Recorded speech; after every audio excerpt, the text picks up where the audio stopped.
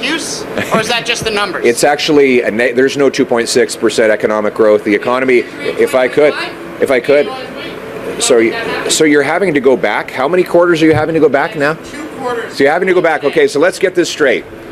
There's been 4 quarters since Mark Carney became Prime Minister. The economy shrunk in 3 of those 4 quarters. Canada is the only G7 country for which that is the case.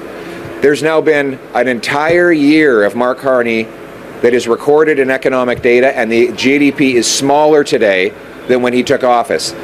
That is only true of Canada among G7 countries. And now there are 2 back-to-back quarters where the economy shrunk, which is the literal definition of a recession. Canada, and by the way, it's not just that our economy is shrinking quarter after quarter. It's that we have the 2nd highest unemployment in the G7. You think that the 120,000 people that lost their jobs since the beginning of this year call this just a technical recession? No, they call this real job loss.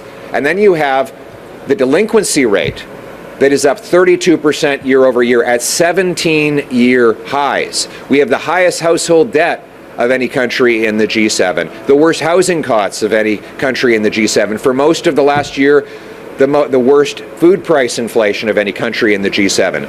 So yes, you are making excuses and trying to hide from the reality that Mark Carney has given Canada the worst economy in the G7.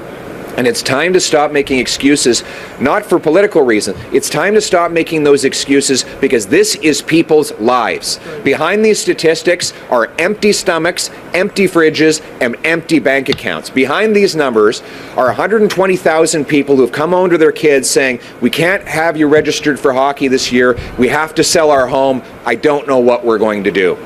That is the reality of Mark Carney's economy, and it's time to stop covering it up with illusion.